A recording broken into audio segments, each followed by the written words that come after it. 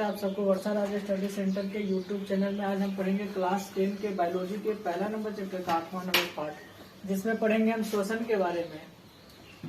श्वसन क्या होता है इसकी चर्चा कर लेते हैं। पहले हम पोषण प्रक्रम के दौरान ग्रहण की गई जो खाद्य पदार्थ होती है उसका उपयोग कोशिकाओं में होता है। क्या बताया हमने कि पोषण प्रक्रम के दौरान जो ग्रहण की गई जो खाद्य पदार्थ होती है उसका उपयोग कहाँ होता है? कोशिकाओं में होता है, जिससे विभिन्न जैव प्रक्रमों के लिए ऊर्जा प्राप्त होती है। क्या बताया? जिससे विभिन्न जैव प्रक्रमों के लिए क्या होती है? हमको ऊर्जा प्राप्त होती है।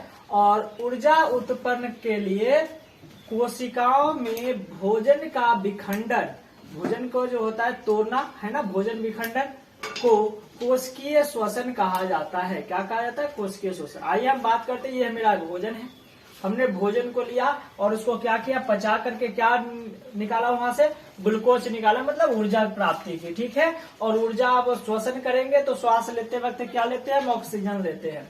तो श्वसन किए और श्वसन करने के बाद क्या आएगा? तो कार्बन डाइऑक्साइड होगी और जल निकलता है। ठीक है, कार्बन डाइऑक्साइड और जल निकलता है। तो हमने क्या किया? देखिए यहाँ पर C6 था, H12 था और O6 था, और यहाँ पे O2 था। पहले से इधर देखिए, पहले क्या था? CO2 था और H2O था। तो भाई पहली बात यहाँ पर हमको C6 था, यहाँ पर क्या था? 1 था। क्या ये समीकरण शुद्ध हो, ठीक हो पाता, संतुलित हो पाता? यदि संतुलित तो करने के लिए हमको क्या करना पड़ता? इसमें C6 को पूर्व लगाना पड़ता। तो C6 के लिए हमने क्या किया? यहाँ से 6 से गुना कर दिया। अब 6 से गुना किए तो क्या हो गया? O12 हो गया और C6 हो गया। अब देखिए यहाँ तो C6 मेरा कंप्लीट हो गया, लेकिन यहाँ पर O6 था और O2 था, तो यहाँ पर भी नहीं होता। और यहाँ देखिए H हमको 12 पुराना था, इसलिए हमने यहाँ पर क्या किया? 6 से गुना कर दिया। 6 दूनी के 12 और यहाँ 6 इकाई 6 और 6 या 12 6 18। अब आपके पास O की संख्या कितनी हो गई? 18। पहले से आपके पास O यहाँ 6 है और यहाँ 2 है, तो हमने इसमें क्या कर दिया? 6 से गुना कर दिया। 6 दूनी 12, 12 6 18। अब हमने क्या कर दिया? इसको बैलेंस कर दिया। बैलेंस मतलब क्या होता है? संतुलित कर दिया। संतुलित, इसको हमने क्या किया? संतुलित कर दिया। ठीक है। अब बात करते हैं श्वसन के प्रकार के बारे में। किसके बारे में बात करेंगे? श्वसन के प्रकार के बारे में। तो श्वसन के प्रकार में आता है ऑक्सी श्वसन, जिसे हम वायवीय श्वसन भी बोलते हैं, अनऑक्सी श्वसन जिसे हम अवायवीय श्वसन भी बोलते हैं। ऑक्सी श्वसन में बताया वह श्वसन जिसमें O2 की जरूरत होती है। क्या होती है? O2 की जरूरत होती है। O2 मतलब क्या होता है? ऑक्सीजन की जरूरत होती है। वह श्वसन जिसमें ऑक्सीजन की जरूरत होती है, तो उसे क्या कहिएगा आप? ऑक्सी श्वसन में रखिएगा।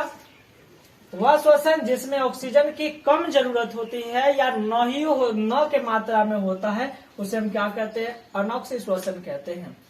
और ऑक्सी श्वसन किस में होता है? जो विकसित जीव होते हैं उसमें होता है। अनॉक्सी श्वसन जो होता है कम विकसित जीव में होता है। जैसे विकसित जीव में बात करते हैं तो मानव आ जाता है, और अब अविकसित जीव में आता है यीस्ट।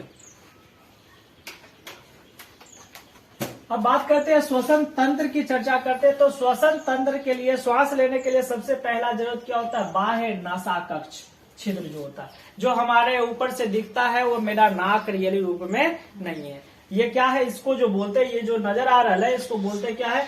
बाह्य नासा छिद्र बोलते हैं।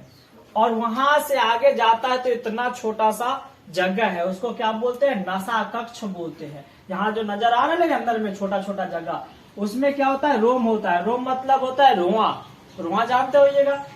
और उसमें होता है वो श्लेष्मा ग्रंथि। क्या होता है? श्लेष्मा ग्रंथि, जिससे क्या निकलता है? श्लेष्मा निकलता है, जिसको हम देहाती भाषा में क्या बोलते हैं? फोटा बोलते हैं। ठीक है, चलिए अब बात करते हैं यहाँ से श्वसन श्वास कहा जाता है, ऑक्सीजन कहाँ जाएगी? भोजन और श्वसन मार्ग के चौराहे पर पहुंचेगा।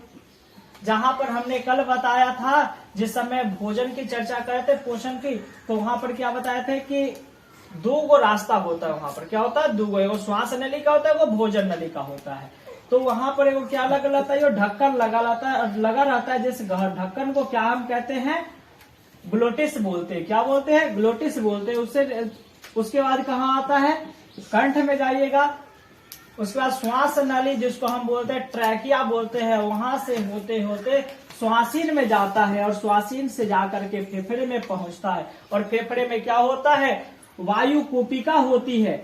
जब श्वास लेते हैं तो वायु कोपिका फूल जाती है और जब श्वास छोड़ते हैं तो वायु कोपिका पचक जाती है। अब हम बात करेंगे, दायां फेफड़ा जो होता है बाएं फेफड़े की तुलना में बड़ा होता है और दोनों फेफड़े की यदि वजन की बात बताएं तो 1.2 से लेकर के 1.5 kg तक का होता है।